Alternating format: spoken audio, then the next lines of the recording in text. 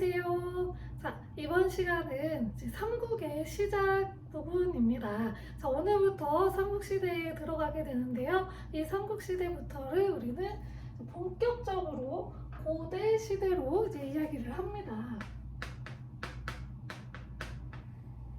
이 고대 국가라고 이야기를 하는데요. 이 고대 국가의 여러 가지 조건 중에 뭐가 있냐면요. 일단 중앙집권 국가여야 합니다.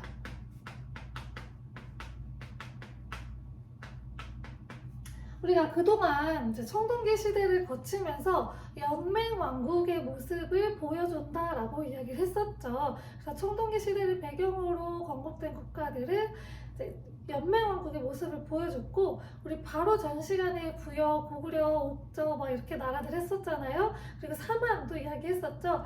이들은 중앙집권 국가가 아니고 연맹왕국이다라고 이야기를 했어요. 그래서 이 연맹왕국 형태로 있었는데, 이 부족들 중에서 이제 힘이 세지는 한 부족이 등장을 하게 되고, 이 부족을 중심으로 여기로 권력이 집중이 되면서 이 한 부족에서만 계속해서 왕위를 잇게 되고, 나중에는 부자 상소까지 이어지게 되는 정말로 중앙으로 모든 권력이 집중이 되는 중앙 집권 국가로 발전을 하게 돼요. 그래서 이제 고대 국가는 중앙 집권 국가의 성격을 아주 강하게 가지고 있습니다. 또한 또 활발한 정복 활동을 했고요. 이 정복 활동을 통해서 영토를 넓혀왔겠죠. 또 무엇이 있냐면 중앙 집권 국가, 중앙으로 권력이 이렇게 집중되는 중앙 권력, 중앙 집권 국가가 되기 위해서는 왕권이 강해야겠죠. 그래서 왕권 강화 정책으로 여러 가지를 해요.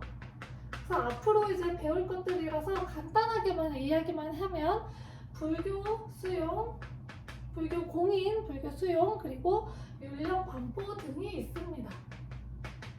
이런 것들이 고대 국가의 큰 특징이라고 할 수 있겠습니다. 자, 그래서 일단 삼국이 초반에 어떻게 성립이 됐고, 초반에 나라를 만들고 나서 나라의 모습을 어떻게 갖춰나갔는지에 대한 부분을 오늘 보게 될 거예요. 자, 일단 삼국이라고 하면 세 개의 나라겠죠. 그래서 고구려, 백제, 신라를 이야기를 하는데요. 여기 추가적으로 무슨 나라가 붙냐면 가야가 붙어요. 가야는 나중에 따로 이야기를 할 건데, 가야 같은 경우는 삼국에 왜 안 껴주냐면 고대 국가의 조건 중에 하나가 중앙집권 국가라고 했잖아요. 근데 가야는 중앙집권 국가로 발전하지 못하고 연맹왕국 단계에서 그치게 돼요. 그래서 이 삼국에는 들어가지 못하게 되었다고 합니다. 자, 그래서 고구려, 백제, 신라를 삼국으로 봅니다. 일단 그 삼국사기 기록에 의하면 삼국은 모두 기원 전에 만들어졌어요. 그래서 고구려는 주몽이라고 하는 사람에 의해서 건국이 됐고요. 백제는 온조에 의해서 건국이 됐고, 신라는 박혁거세가 만든 나라라고 합니다.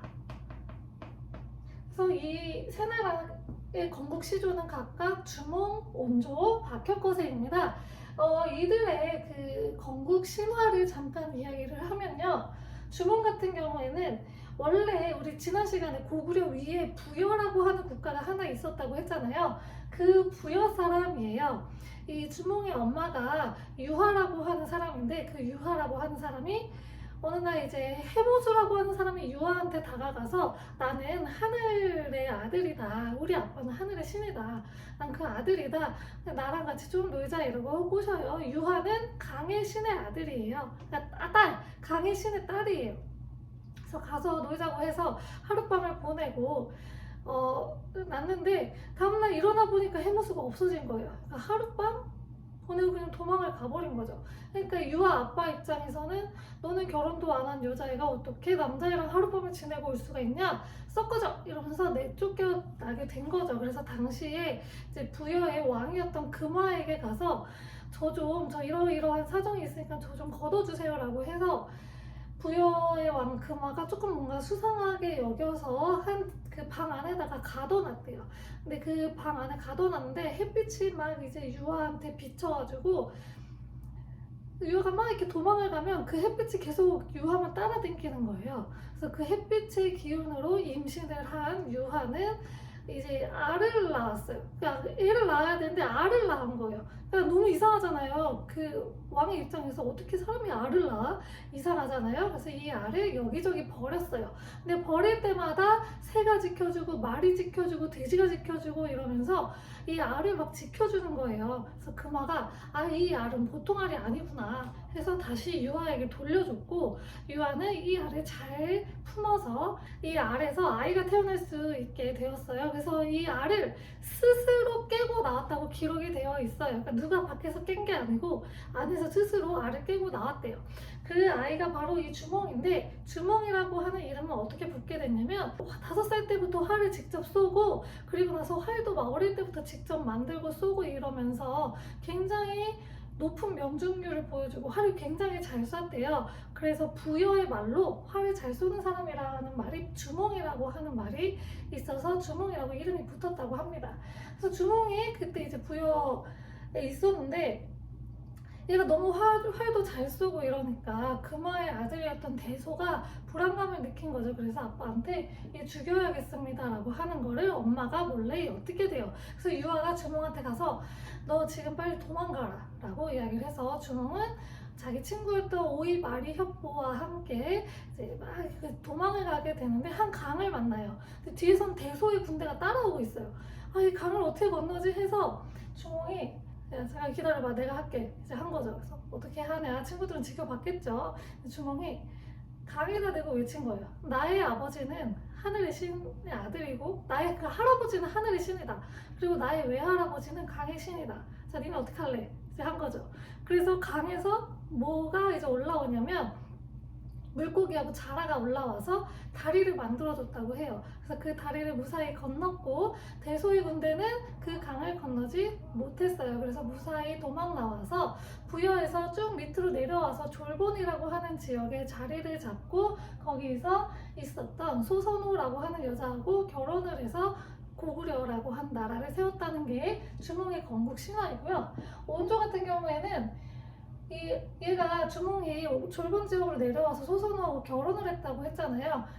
그 소선호의 아들이 온조입니다. 그러니까 이게 기록이 조금 갈리는 게, 한쪽에서는 주몽이랑 소선호랑 결혼을 해서 낳은 아이가 온조라고 하고요. 또 한쪽에서는 원래 소선호가 데리고 있던 아들이 있고 소선호가 주몽하고 재혼을 한 거다라고 이렇게 기록이 되어 있는 경우도 있어서 뭐가 맞는지 모르지만, 아무튼 온조가 주몽의 양아들이건 친아들이건 아들이에요.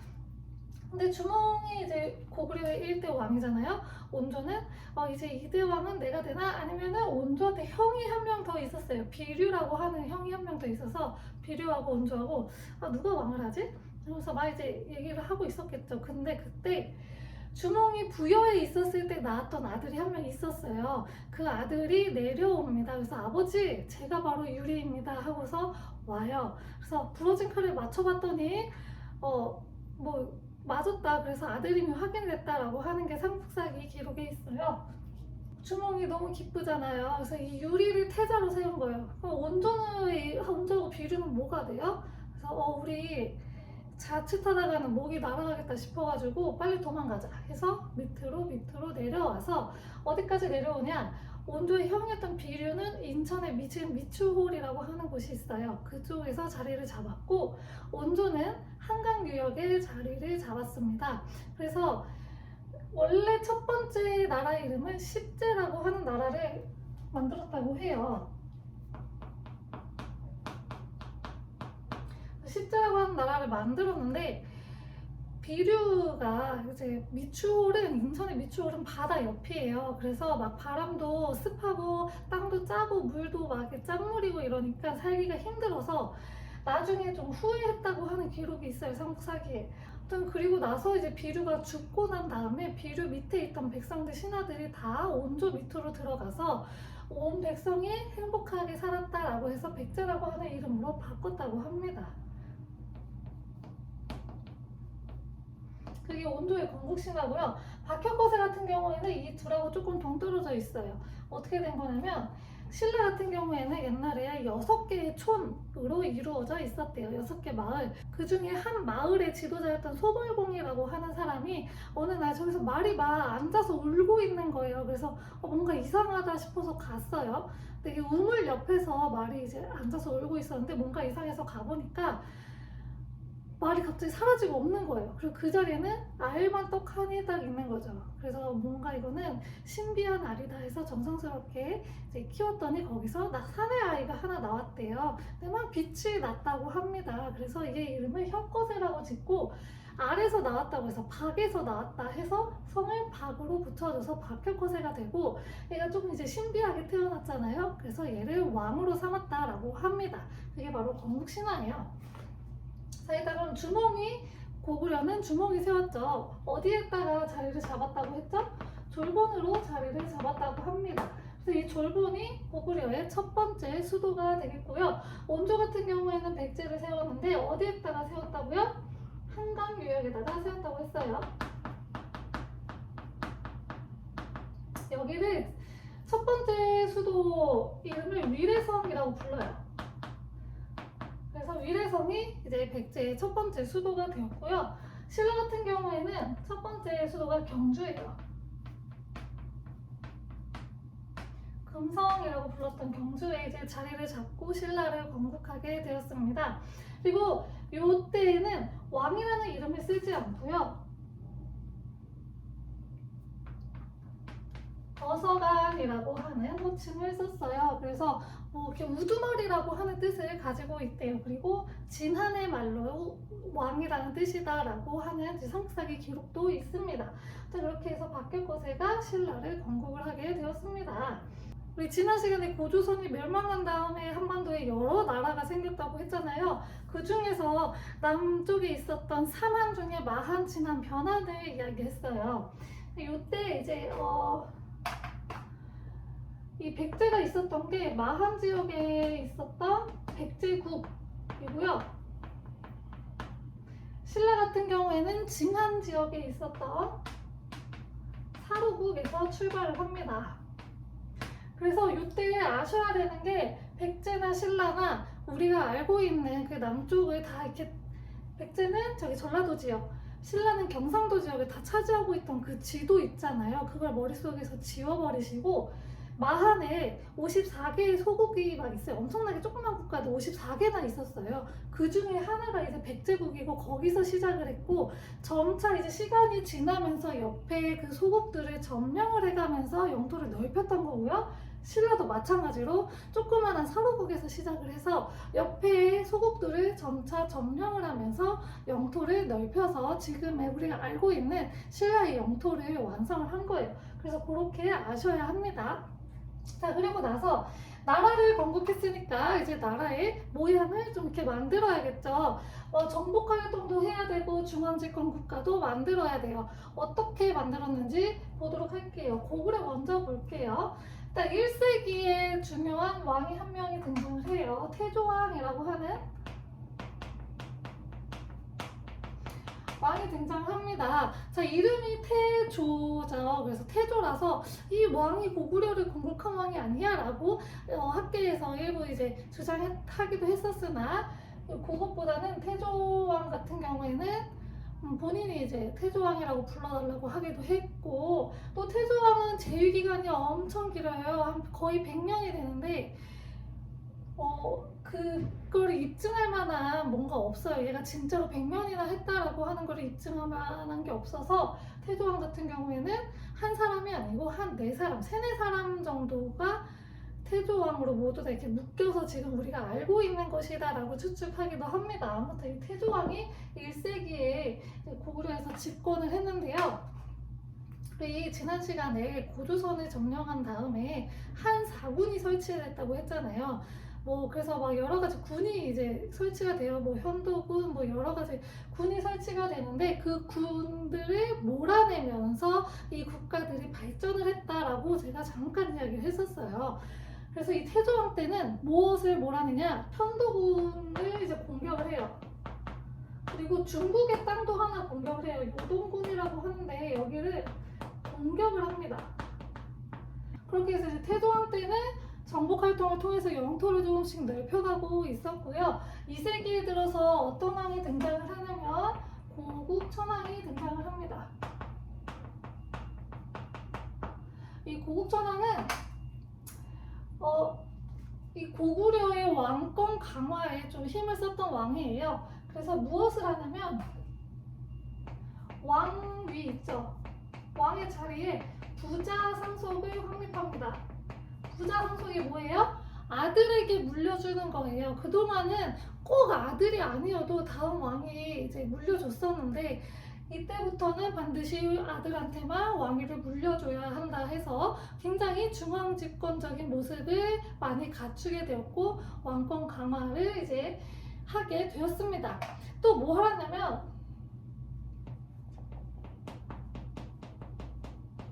진대법이라는 것을 시행을 해요. 백성들이 이제 농경 사회니까 씨앗을 심고 가을에 추수를 해야 돼. 그래야지 이제 1년 동안 먹고 살 그런 쌀을 얻을 수가 있잖아요. 근데 너무 가난하니까 봄에 씌울 씨앗 자체가 없는 거예요. 그래서 나라에서 봄에 심을 씨앗을 빌려줘요. 그리고 가을에 수확할 때 갚아라 라고 하는 게 진대법이에요. 그래서 농민들의 삶을 좀 안정시켜서 왜 안정을 시켰냐면 백성들은 농민들 이제 보호를 하는 건데 농민들은 세금을 내는 주체이기도 하고 그리고 군대에 가는 사람이기도 해요.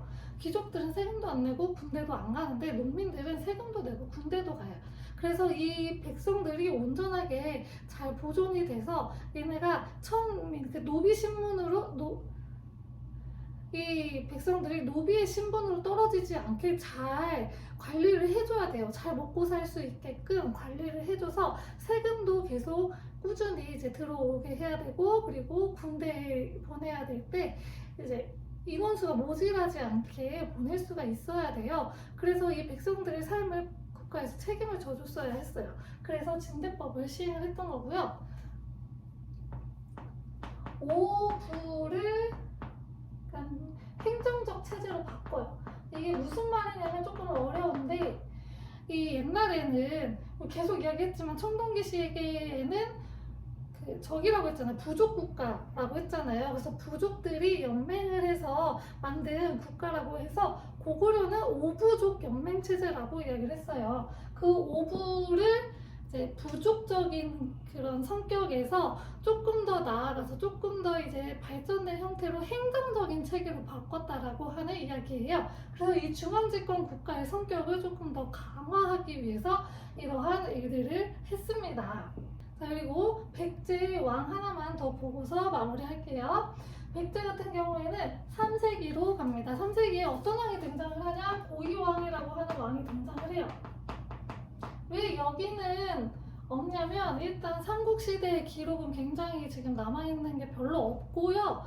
그리고 이 백제 같은 경우에는 요 사이에 왕인권 다툼이 계속해서 막 치열하게 일어나고 해서 뭐 이렇게 딱히 이야기할 만한 업적이 없어요. 그래서 고이왕으로 갑니다.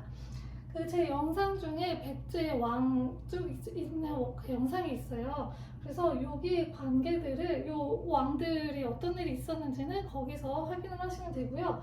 일단 고이왕으로 넘어가면 고이왕 때에는 이제 백제가 왕권 그 다툼을 조금 이제 조금 정리한 단계예요. 근데 이 이후에도 또 있기는 하거든요. 근데 여기는 어느 정도 한 차례 좀 마무리했던 그 단계에서 고이왕은 무엇을 하냐면 조금 혼란스러웠던 이 전국을 안정을 시켜야겠죠. 그래서 안정을 시키고 왕권을 강화하기 위한 정책들을 해요. 그래서 일단 신하들부터 손을 좀 봐요. 그래서 그 밑에 신하들의 체계를 좀 잡고 좀 새로운 좀 관직도 만들고 이렇게 해서 육좌평이라는 것을 만들고 관등을 16개로 나눠요. 그래서 이 좌평 같은 경우에는 지금으로 따지면 장관이라고 생각하시면 돼요. 뭐 교육부 장관, 국방부 장관 있죠. 고급이라고 생각하시면 되고 16관등은 신하들의 관등 등급을 16개로 나누어서 옷 색깔도 다 다르게 했던 게 16관등제입니다. 자, 그리고 이때 뭐 율령이 반포되었다라고 하기도 해요. 근데 사실 뭐 삼국사기 기록이나 어디에도 고이왕 때 기록에 정확히 율령을 반포했다라고 하는 기록은 없어요. 근데 왜 율령 반포라고 이야기를 하냐면 이 삼국사기 기록에 누군가를 처벌했던 기록이 있어요. 그래서 처벌은 법에 의해서 하는 거잖아요. 율령이 법을 이야기하거든요. 그 형법하고 행정법을 둘 다 이야기하는 게 이제 율령이에요. 그래서 이때 법을 반포했으니까 그 법에 의해서 처벌을 했으니까 율령이 있지 않았을까라고 해서 이때 율령을 반포한 것으로 이야기를 합니다. 자, 이번 시간에는 이제 삼국의 초기에 이제 나라를 만들고 어떻게 나라의 모양, 체제의 모습을 이제 만들어 갔는지에 대해서 이야기해 보았습니다. 다음 시간에는 요 삼국이 조금 더 발전을 해서 전성기를 맞이하게 되는 그런 모습들을 보여주는데요. 그 모습을 보도록 하겠습니다. 감사합니다.